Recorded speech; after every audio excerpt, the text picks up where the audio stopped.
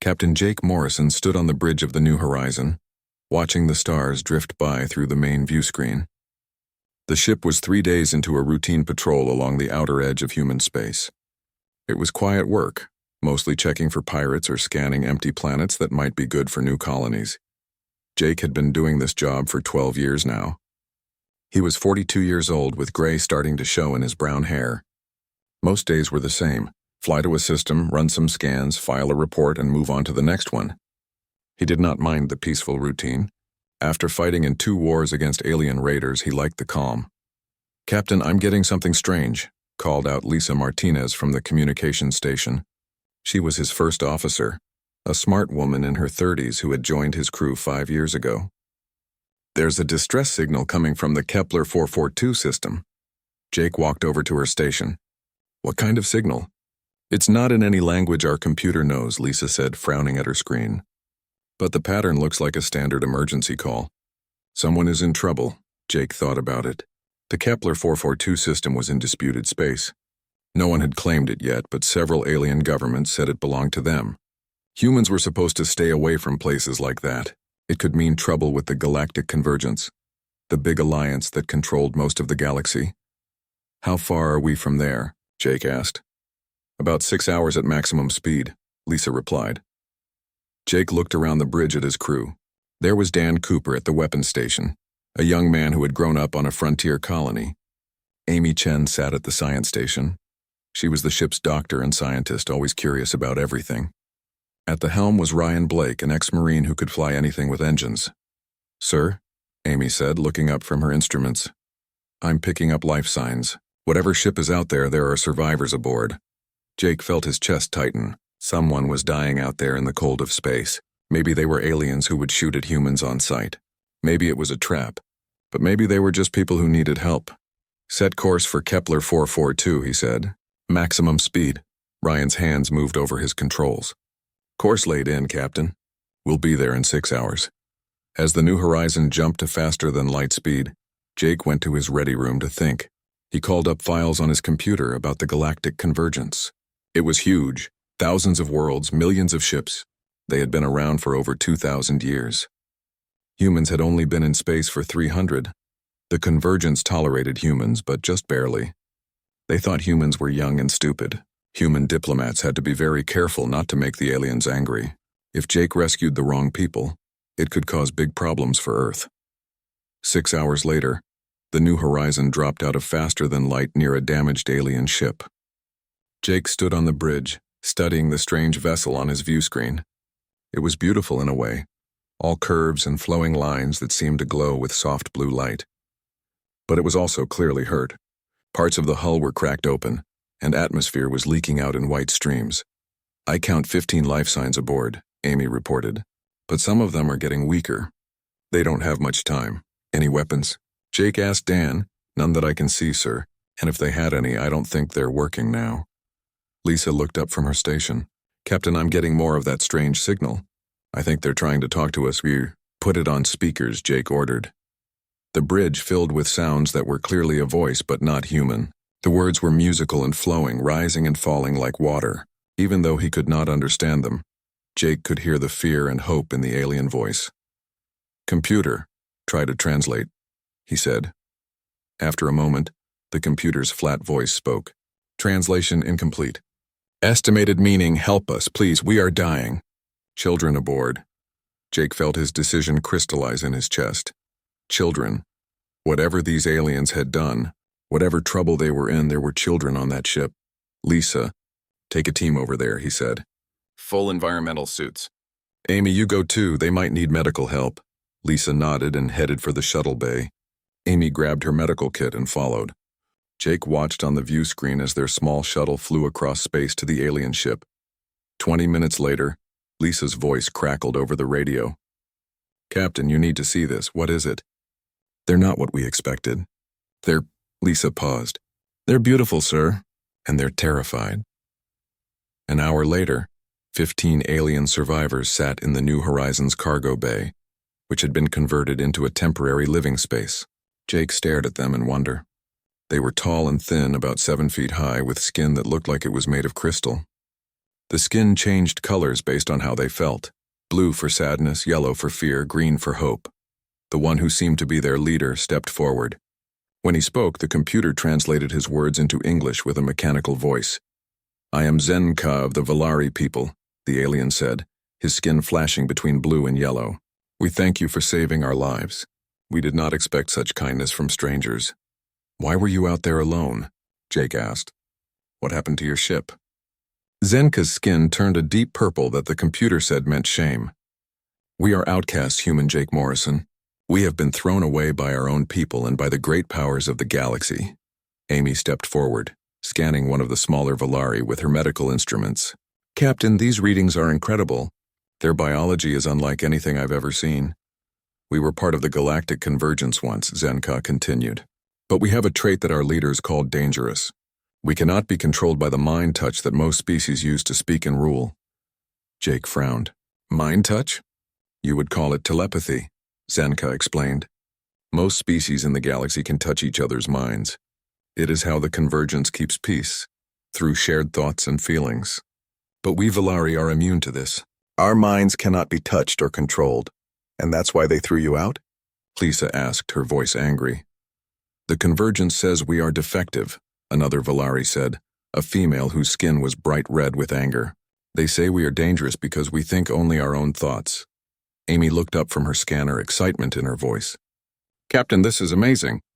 Their brain structure, it's remarkably similar to human brains. We're immune to telepathy too." Jake felt a chill run down his spine. "Is that why the convergence barely tolerates us?" "Perhaps," Zenka said. "You humans are known for being unpredictable. Now I understand why." Jake looked around the cargo bay at the refugee Valari. Some were adults, but he could see several who were clearly children. Their crystal skin flickering with colors of fear and confusion. They had been thrown out of their homes for the crime of thinking their own thoughts. "Captain," Dan said over the intercom from the bridge, "I'm getting a transmission from a convergence patrol ship. They're demanding to know what we're doing in the system." Jake felt the weight of decision settle on his shoulders. If he handed over the Valari, they would probably die or worse. If he refused, he would be making an enemy of the most powerful force in the galaxy. He looked at Zenka, whose skin was now yellow with fear and hope mixed together. "Tell the convergent ship that we're conducting a rescue operation," Jake said into his communicator. "We have survivors aboard who need medical attention." "Sir," Dan replied, "they're ordering us to turn over any Valari survivors immediately. They say it's a convergence internal matter." Jake walked over to Zenka and put his hand on the alien's shoulder. The crystal skin was warm and smooth under his palm. "Zenka," he said, "I'm offering you and your people sanctuary aboard this ship. We'll take you somewhere safe." The Valari leader's skin flashed through dozens of colors. Surprise, joy, fear, gratitude. "You would risk your safety for strangers?" Jake smiled. "That's what humans do. We take care of each other. All of each other." As the New Horizon set course for human space, Jake knew he had just changed everything. The galaxy would never be the same. 3 months after rescuing the Valari refugees, Ambassador Elena Rodriguez sat in the Grand Council chamber of Nexus Prime, the massive space station that served as the capital of the Galactic convergence. The chamber was enormous, with seats for representatives from thousands of worlds. Most of those seats were empty today, but the ones that mattered were filled. Elena felt small in her human-sized chair, surrounded by aliens who towered over her. To her left sat the Zephyrian delegate, a being that looked like it was made of golden light with too many arms. To her right was the Corvan ambassador, a creature covered in dark scales with red eyes that seemed to burn with inner fire. Both of them stared at her with what she was pretty sure was disgust. "The human government will surrender the Valari criminals immediately," the Zephyrian said, its voice sounding like singing crystal in Elena's universal translator. "They are property of the convergence and must be returned for proper processing." Elena kept her voice calm and steady, even though her heart was racing. "The individuals in question requested asylum with the human government. We have granted that asylum under our laws." The Corvan delegate leaned forward, showing rows of sharp teeth. "Your laws mean nothing here, human. The convergence has ruled this galaxy for 2,000 years. We decide what happens to defective species, not primitive newcomers who have barely learned to travel between stars." Elena had been Earth's ambassador to the convergence for 5 years. She had learned to deal with their arrogance and their constant reminders that humans were young and weak. But today felt different. Today felt dangerous. The Valari are not defective, she said. They are simply different. They have the right to think their own thoughts without interference. The chamber filled with sounds that Elena's translator could not convert. Clicking, hissing, and musical notes that spoke of anger and disbelief. She realized that most of the alien delegates could not understand her position at all. To them, the idea of minds that could not be touched or guided was terrifying. A new voice spoke from the high seats where the Convergence Council sat. Elena looked up to see one of the ancient rulers, a being so old and powerful that it appeared as nothing more than shifting shadows and points of light. "Human ambassador," the voice said, seeming to come from everywhere at once. "You do not understand what you have done. The Valari immunity is not a gift. It is a disease that threatens the peace we have built. For 2 millennia, the galaxy has known harmony because all thinking beings can share thoughts and feelings. The Valari reject this gift. They choose isolation and chaos." Elena stood up, ignoring the way every alien eye in the chamber focused on her. "With respect, Your Honor, what you call harmony looks like control to us. The Valari were cast out simply for being different. That is not peace, that is oppression." The shadows on the high seat seemed to grow darker. "You speak of things you do not comprehend. Show her." Suddenly, Elena felt something touch her mind. It was gentle at first, like a whisper in her thoughts.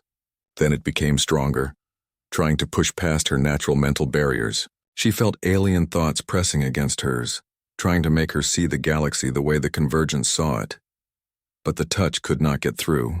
Elena's human mind, like all human minds, was naturally resistant to telepathic invasion. She felt the alien presence recoil in surprise and something that might have been fear. "Interesting," the council member said. "You are immune as well. How many of your species share this defect?" Elena realized she had just revealed something important. "I don't know what you mean," she lied. "Do not insult our intelligence, human. Your entire species is telepathically immune, just like the Valari. That explains much about your unpredictable behavior over the centuries." The Corvan delegates' red eyes gleamed. "If the humans are also defective, perhaps they should be processed along with the Valari refugees." Elena felt ice in her veins. "Are you threatening the human government?" "We are explaining reality," the Zephyrian said. "The Convergence controls 40,000 inhabited worlds. Our fleets number in the millions. We have weapons that can sterilize entire star systems. Humanity controls perhaps 200 worlds and has a few thousand ships. You cannot protect the Valari. You cannot even protect yourselves." The council member spoke again. "You have 30 standard days to surrender the Valari refugees. If you refuse, the Convergence will consider humanity to be in violation of all treaties. Your trade routes will be closed. Your colonies will be blockaded. Your ships will be turned away from every civilized world in the galaxy." Elena kept her face calm, but inside she was calculating. Earth needed trade with the Convergence worlds to survive. Human colonies depended on imported technology and materials. A complete embargo would cause massive suffering. "I will relay your message to my government," she said. "See that you do," the Corvan said. "And remember, human, the galaxy was peaceful long before your species learned to make fire. It will be peaceful long after you are gone." Meanwhile, on Earth, Marine Colonel Ryan Blake stood in a training facility, watching something impossible. Zenka, the Valari leader, was working with a group of human soldiers, teaching them to resist telepathic attacks. "Focus on your own thoughts," Zenka said, his crystal skin shifting to a calm blue color. "Do not try to fight the mental touch. Simply be yourself, completely and totally." Ryan watched as Dr. Amy Chen approached one of the soldiers with a device that could simulate telepathic contact. When she activated it, the soldier stood firm, unaffected by the artificial mental pressure. "How is this possible?" Ryan asked Zenka. "Your minds and ours are similar," the Valari explained. "We both have what the Convergence calls the independence barrier. Our thoughts cannot be easily touched or changed by others. To most species, this is terrifying. To us, it is freedom." Amy looked up from her device, excitement in her voice. "Colonel, the implications of this are staggering. If humans and Valari are naturally immune to telepathic control, and if that immunity can be enhanced with technology, we could free other species from Convergence mental manipulation," Ryan finished. "Exactly, but there's something else. Amy pulled up a holographic display showing brain scans. I've been studying Valari biology for 3 months now. Their immunity isn't just natural. It can be transferred to other species through a kind of genetic therapy. Zenka's skin flashed yellow with surprise. That is not possible. We have always been alone in our immunity. Not anymore, Amy said. With the right treatment, we could potentially immunize entire populations against telepathic control. Ryan felt the weight of what Amy was suggesting. Doctor, are you talking about freeing the entire galaxy? I'm talking about giving everyone the choice, Amy replied. The right to think their own thoughts. 2 weeks later, President Karen Wells sat in the Oval Office reading reports that made her head spin. Ambassador Rodriguez had returned from Nexus Prime with the convergence ultimatum. Military intelligence suggested that the convergence had the power to make good on their threats. But other reports told a different story. Admiral Steve Patterson, the head of Earth's space fleet, sat across from her desk. He was a tough man in his 60s who had fought in every major space battle of the last 20 years. Madam President, he said, we're not as helpless as the convergence thinks we are. In the past 3 months, we've had contact from 17 different species. All of them have been cast out by the convergence for various reasons. Some are natural telepaths who refuse to join the collective mind. Others are artists whose creativity was deemed chaotic. A few are scientists who asked too many questions. Karen leaned forward. What are you saying, Admiral? I'm saying we're not alone. The convergence has been throwing away anyone who doesn't fit their idea of perfection for centuries. There are millions of refugees out there, hiding in the dark corners of space. If we stand up to the convergence, we might find ourselves leading an army. Karen looked out the window at the bustling streets of Washington, D.C. People going about their daily lives, not knowing that their government was about to make a choice that could change the galaxy forever. What about our colonies? She asked. The convergence embargo would hurt millions of people. Some of the outer colonies are already saying we should give up the Valari, Patterson admitted. They're scared. But others are preparing to fight. The colony on New Haven has volunteered to become a refugee sanctuary. They say they'd rather starve than abandon people who need help. Karen thought about the Valari children she had met the week before. Their crystal skin had flickered with colors of hope and wonder, as human children showed them how to play Earth games. The idea of handing them over to be processed by the convergence made her feel sick. There's something else, Patterson said. Dr. Chen believes that the genetic immunity to telepathy exists in most species throughout the galaxy. The convergence has been suppressing it through medical treatments and genetic modification. If we can develop a way to awaken that natural immunity, we could start a revolution, Karen said quietly. Yes, Madam President. The question is, are we brave enough to light that fire? Karen stood up and walked to her window again. Outside, she could see the Washington Monument reaching toward the sky, a reminder of other times when people had to choose between safety and freedom. 6 months after the convergence ultimatum, Commander Beth Torres crept through the shadows of a space station called Dark Harbor. The station was old and forgotten, floating in empty space between star systems where no government claimed control. It was the perfect place for the kind of work Beth was doing. Beth was 35 years old with black hair and sharp eyes that missed nothing. She had been a spy for the human government for 10 years, but now she was doing something different, something more important. She was running what people called the Underground Railroad, a secret network that helped refugee species escape from convergent space. Packages ready for pickup, she whispered into her hidden communicator as she watched 3 Cathera refugees hiding behind some cargo containers. The Cathera looked like tall, thin humans, but with skin that changed, patterns like living art. The convergence had cast them out because their natural artistic abilities were considered chaotic and disruptive to social order. Copy that. Beth, came the voice of Captain Rick Stone, who was waiting with his ship just outside the station. We'll be there in 5 minutes. Beth had been doing this for months now. Every week she helped more refugees escape from the convergence worlds and make their way to human space. It was dangerous work. If the convergence caught her, they would do more than just kill her. They would reprogram her mind to make her forget she had ever cared about helping anyone. The Cathara family crept toward her hiding spot. The father's skin showed swirling patterns of fear in dark blue and gray. The mother held a small child whose skin flickered with confused colors. Beth's heart ached for them. They had been forced to leave everything behind just because they could not stop creating art. "It's okay," Beth whispered to them in their own language, which she had learned from other refugees. "We're going to get you somewhere safe." The father looked at her with surprise. "You speak our words?" "I try to learn everyone's language," Beth said. "Everyone deserves to be understood."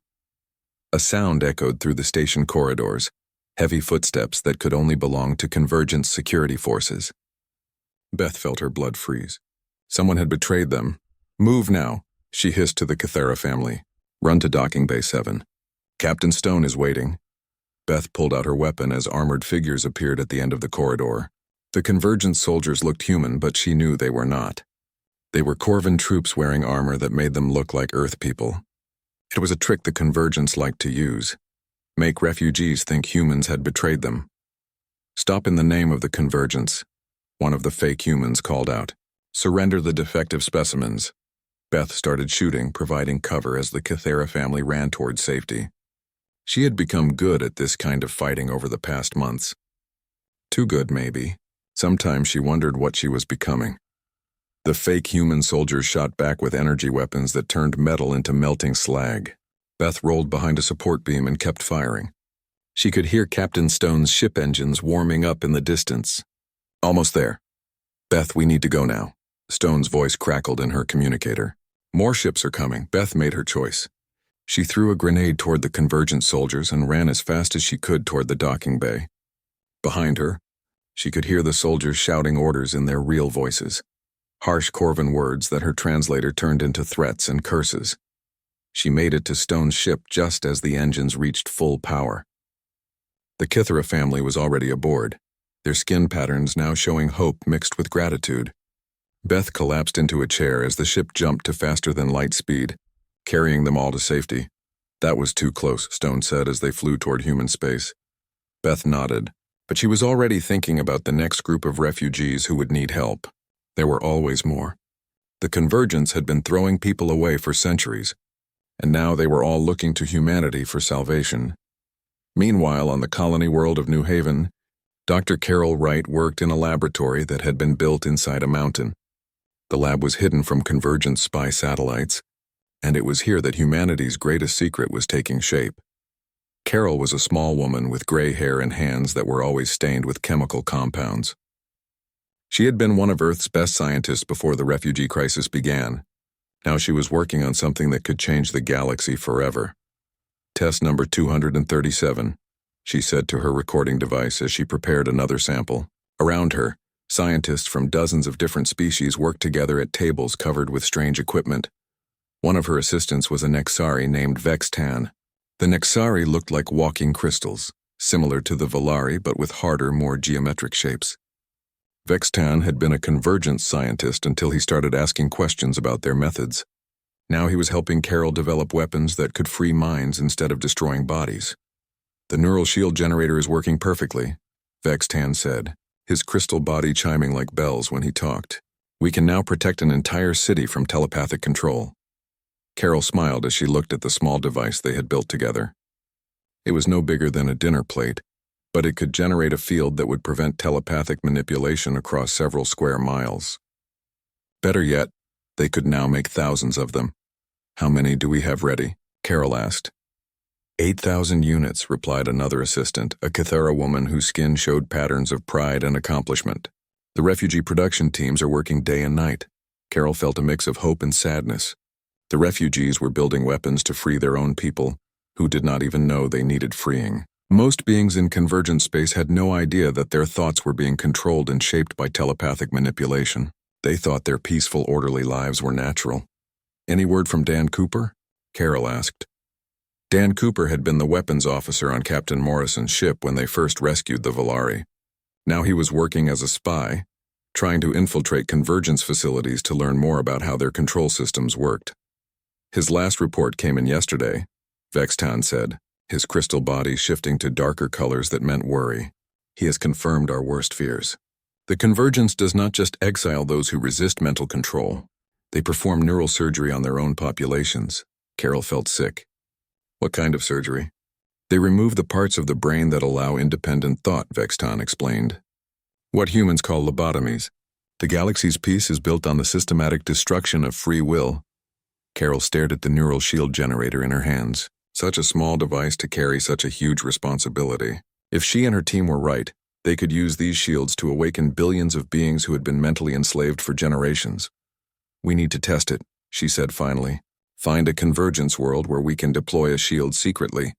We need to see what happens when people suddenly remember how to think for themselves. As Carol spoke, alarms began to sound throughout the hidden base. She looked up at the warning lights flashing red along the ceiling. "What's happening?" she asked. Her communicator crackled to life with the voice of the base commander. "All personnel to emergency stations. We have convergence ships approaching the system. Multiple dreadnoughts coming in fast." Carol felt her heart skip. The convergence had found them. In space above New Haven, Admiral Steve Patterson stood on the bridge of his flagship, the Liberty. Through the view screen, he could see the massive convergence fleet approaching. Hundreds of ships, each one larger and more powerful than anything humanity had ever built. "Sir," his communications officer reported, "the convergence commander is demanding we surrender all refugee populations immediately.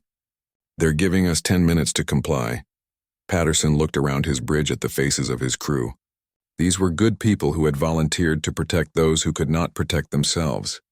Behind them, through the ship's sensors, he could see the refugee settlements on New Haven's surface. Millions of beings who had lost everything except hope. "Send a message to all ships," Patterson said. "Today we find out what humanity is really made of. We're not just protecting refugees anymore.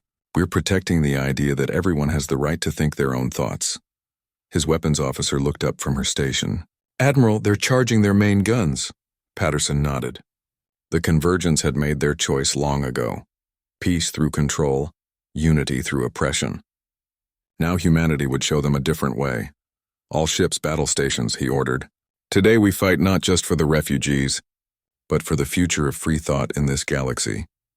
As the two fleets faced each other in the darkness of space, Carol Wright and her team of scientists worked frantically to load their neural shield generators onto evacuation ships. Whether humanity won or lost this battle, the technology of mental freedom would survive. The Underground Railroad would continue. Beth Torres prepared her spy network for the worst fight of their lives. The refugees they had saved would need new hiding places, new routes to safety. And across the galaxy, in the hidden corners where the forgotten lived, word spread that humanity was making its stand. The species that had been cast out as defective were watching to see if the young humans could do what no one had done before: stand up to the convergence and win. The Battle of New Haven began at dawn, but there was no sun in space to mark the time. Admiral Steve Patterson watched from the bridge of his flagship Liberty as the massive convergence fleet opened fire. Energy beams that could melt mountains struck human ships, but something strange happened. The human fleet did not fight the way the convergence expected. Instead of meeting the enemy head-on in a traditional space battle, the human ships scattered like leaves in the wind. They moved in patterns that made no sense to the convergence commanders, who were used to fleets that fought as one mind through telepathic coordination. "All ships, execute Plan Chaos," Patterson ordered into his communicator.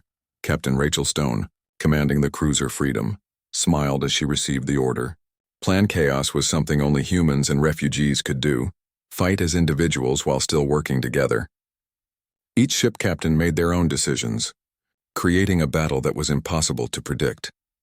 Rachel dove her ship beneath a massive convergence dreadnought, firing at its weak spots, while 3 Cathara pilots and small fighters painted the enemy ship's hull with colors that disrupted their targeting systems. The artistic refugees had turned their natural creativity into a weapon of war. "Zenka to all ships," came the voice of the Valari leader over the radio, activating psychic dampening field. Across the battlefield, Valari refugees aboard human ships began to use their natural immunity to telepathy in a new way. Working together, they created a field that disrupted the telepathic coordination the convergence fleet relied on. Suddenly, the enemy ships could not speak to each other mind to mind. The effect was immediate and devastating. Convergence ships began to collide with each other as their captains struggled to coordinate without their mental link. Ships that had moved as one perfect fleet now stumbled around like blind people in the dark. "This is impossible," the convergence fleet commander transmitted on an open channel. How can you coordinate without the mind touch? Patterson smiled. We call it trust, he replied, but the human fleet was still vastly outnumbered.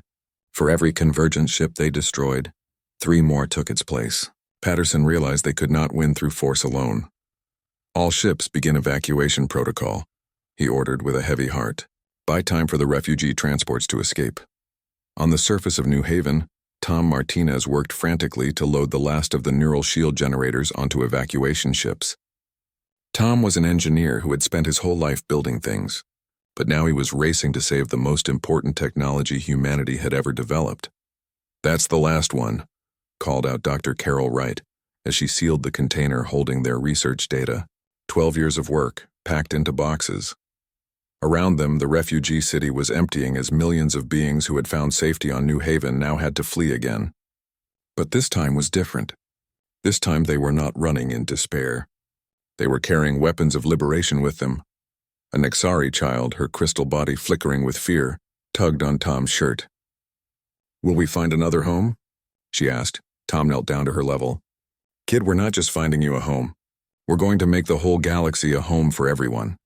In space above, the battle was turning against the human fleet, but Rachel Stone had one more trick to play. Intelligence Officer Dan Cooper had finally sent his report from inside convergence space, and it contained the location of every telepathic control center in their territory. All surviving ships, Rachel transmitted. This is Operation Prometheus. We're going to wake up the galaxy.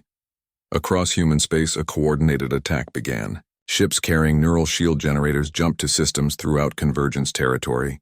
Their mission was not to fight the enemy fleets, but to get close enough to major worlds to activate the shields and free the populations. Below, Captain Bill Hayes took his ship to the industrial world of Zarian 7 as soon as he dropped out of faster-than-light travel. Convergence defense ships surrounded him, but Hayes was not there to fight. Activating Neural Shield, he announced to his crew as enemy fire began to hit his ship. The shield generator activated, sending invisible waves across the planet below. For the first time in 1,000 years, the workers on Zarian 7 began to think their own thoughts. The effect was immediate. In factories across the planet, beings who had worked without question for centuries suddenly stopped. They looked around at their working conditions and felt something they had never experienced before. Anger. Why do we work 16 hours a day? Asked a Corvin factory worker. Why do we live in these tiny rooms while our overseers live in palaces? Wondered a Zephyrian engineer. Why have we never questioned any of this? Said a dozen voices at once. Within hours, every major industrial center on Zarian 7 had shut down as the workers walked out on strike. The planet's telepathic governors frantically tried to re-establish mental control, but the neural shield blocked their efforts. The same scene played out on dozens of worlds across convergent space. Captain Lisa Martinez freed the mining colonies of the Tau Ceti system. Commander Pete Johnson activated shields over the agricultural worlds of Vega. Each activation created a ripple of awakening that spread through the local population. But the most important mission fell to Dan Cooper himself. Deep in convergent space, he had infiltrated the central control facility on Nexus Prime. This was where the ancient convergence leaders maintained their telepathic grip on trillions of minds across the galaxy. Dan crept through the halls of the facility, carrying a small neural shield generator in his backpack. He had been preparing for this moment for months, learning the layout and security systems. Now he had one chance to strike at the heart of the convergence's power. The control room was massive, filled with crystalline structures that pulsed with psychic energy. Ancient beings sat in meditation poses around the room, their minds linked to computers that amplified their telepathic abilities across interstellar distances. Dan placed his shield generator in the center of the room and activated it. The effect was like a stone thrown into still water. The psychic waves that had controlled minds for millennia suddenly went silent. Across the galaxy, billions of beings experienced free thought for the first time in their lives. On the capital world of the Corvin Empire, soldiers who had never questioned orders suddenly asked why they were fighting. On Zephyrian cultural centers, artists who had created only approved works began to imagine new forms of beauty. On industrial worlds, workers who had accepted poor conditions began to organize for better treatment. The convergence leaders realized what was happening and tried to restore their control. But it was too late. The neural shield had created a growing bubble of mental freedom that spread from world to world as freed populations helped liberate their neighbors.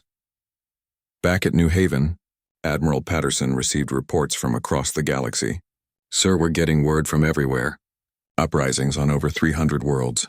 The Corvan Third Fleet has mutinied. Half the Zephyrian Assembly has declared independence from the convergence." Patterson felt a mixture of joy and sadness. They had won, but at a terrible cost. Most of his fleet was destroyed or damaged.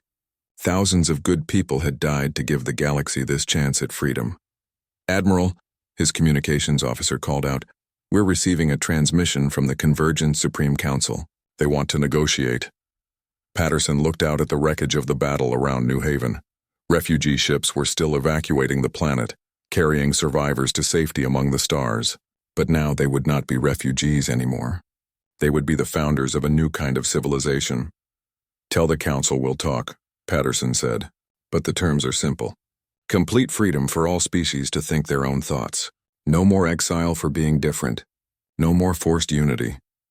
As the reports continued to pour in from across the galaxy, it became clear that humanity had done something unprecedented. They had not conquered the convergence through superior force. They had defeated it by offering something it could never understand: the choice to be free. The galaxy was waking up, and it would never be the same. In hidden corners of space, refugee species looked up at the stars with new hope. The outcasts and forgotten were no longer alone. Humanity had opened its arms to them, and together they had opened the galaxy's eyes. The war was far from over, but for the first time in centuries, freedom had a chance to win. 1 year after Operation Prometheus, Captain Jake Morrison walked through the gardens of Harmony Station, the former Convergence re-education facility that had become the capital of the new Free Alliance. The station had been transformed from a place of mental imprisonment into a symbol of liberation. Children from dozens of different species played together in the green spaces that had once been interrogation rooms. Valari youngsters with crystal skin that flickered rainbow colors chased human children around flowering trees. Kithara artists painted living murals on walls where prisoners had once been held. Nexari engineers worked alongside human scientists to build better homes for everyone. Jake was 53 now, with more gray in his hair and lines around his eyes from years of difficult decisions. But today he was smiling as he watched the children play. It had been worth it. All the battles, all the losses, all the impossible choices. "Captain Morrison," called a familiar voice. Jake turned to see Zenka approaching, his crystal skin showing warm golden colors of friendship and gratitude. The Valari leader walked with a slight limp now, a reminder of wounds received during the liberation of his homeworld 6 months ago. "Just Jake now," Morrison said with a laugh. "I retired from the military, remember? I'm just a gardener these days." Zenka's skin shifted to amused purple patterns. A gardener who helped plant the seeds of freedom across the galaxy. They walked together toward the central plaza, where a massive memorial stood. It was made of crystal donated by freed Valari, world's metal from liberated Corvan colonies, and stone from Earth itself. The memorial honored all those who had died fighting for the right to think freely. "Any word from the negotiations with the Convergence Council?" Jake asked. "They have agreed to dissolve their telepathic control networks," Zenka replied. "The ancient leaders who ruled through mental domination will step down. Each world will choose its own government." Jake nodded. The process had not been easy. When neural shields had awakened billions of minds across the galaxy, the result had been chaos at first. Some worlds had descended into civil war as freed populations turned against their former rulers. Others had simply stopped functioning as workers refused to continue their old jobs. But slowly, a new order was emerging. Worlds that had been slaves to the collective mind were learning to govern themselves. Species that had been enemies for centuries discovered they had more in common than they thought when freed from artificial hatred. "What about the Unity engine?" Jake asked. Zenka's skin darkened with concern. "The ancient Zephyrian leader Keth Voros still controls it. He refuses to surrender the device. Our intelligence suggests he plans to use it to force unity on the entire galaxy." The Unity engine was the Convergence's ultimate weapon, an ancient artifact that could impose telepathic control on every thinking being in the galaxy simultaneously. For 2,000 years, it had been the final guarantee of convergence power, never used because its leaders preferred subtle control to obvious domination. President Wells is assembling a task force, Jake said.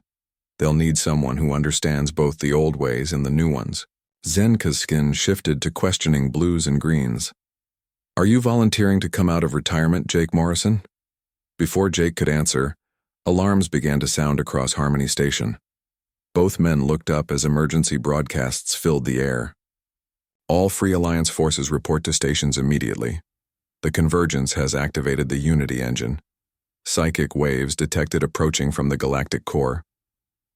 Jake felt his blood turn cold. If Keth Voros succeeded in activating the Unity engine at full power, every free mind in the galaxy would be enslaved again. Worse, the forced unity would be so complete that no one would even remember what freedom felt like. 3 hours later, Jake stood on the bridge of Admiral Steve Patterson's flagship as the largest fleet in galactic history prepared for the final battle.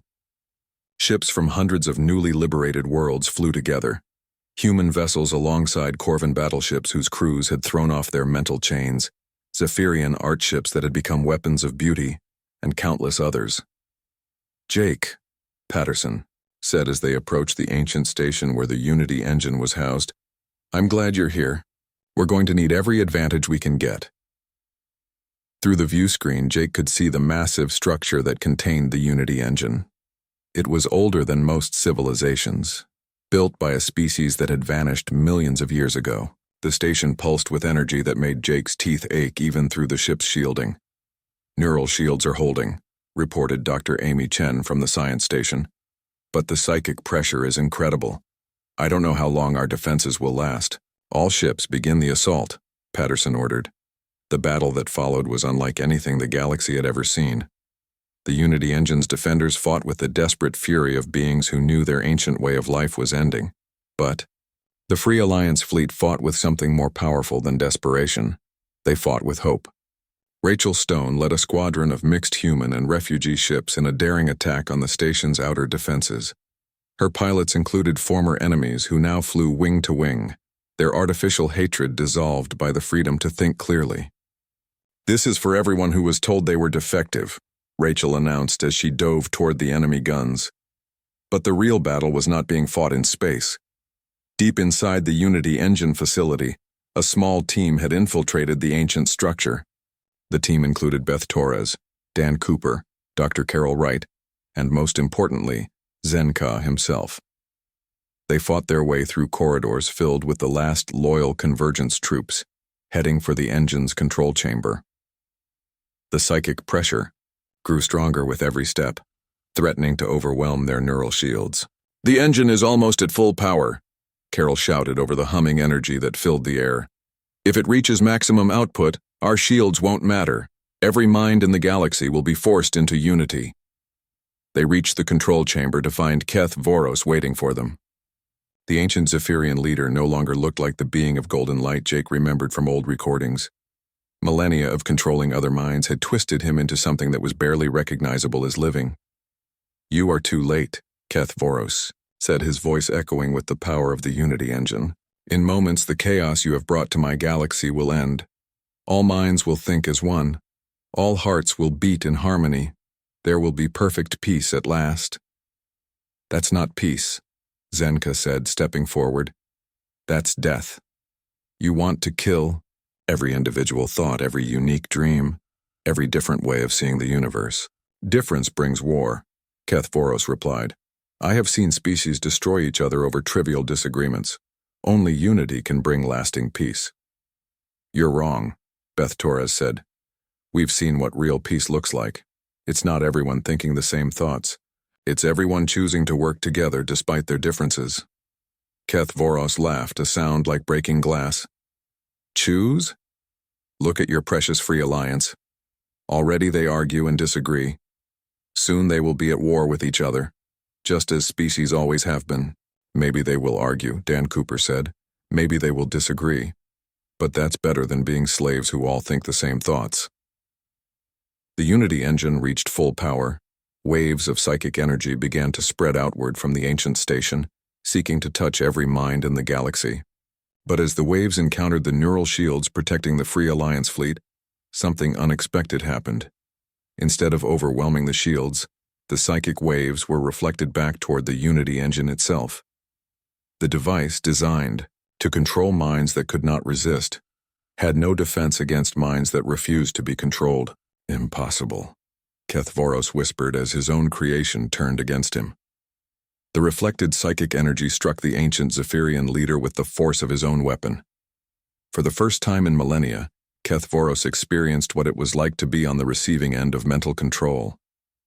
He felt his own thoughts being overwhelmed by the collective will of every free mind in the galaxy. But instead of enslavement, what he experienced was choice. Millions of different perspectives, billions of unique thoughts, all existing together in harmony without losing their individuality. He saw artists creating beauty he had never imagined, scientists discovering truths he had never considered, children playing games he had never dreamed of. I had forgotten, Kethvoros said, his voice now quiet and wondering. I had forgotten what it was like to think my own thoughts. The Unity engine shut down as its controller released his grip on its power. Across the galaxy, the last vestiges of forced mental unity dissolved, leaving every being free to think and feel and choose for themselves. 2 years later, Jake Morrison stood once again in the gardens of Harmony Station, now expanded to cover most of the space station. The memorial had grown too, with new names added every day, not of those who had died but of those who had been born free. Children who had never known mental slavery played games that mixed traditions from dozens of worlds. Teenagers from different species fell in love, creating art and music and poetry that celebrated their differences instead of hiding them. President Karen Wells had established the Galactic Charter of Free Beings, signed now by over 10,000 worlds.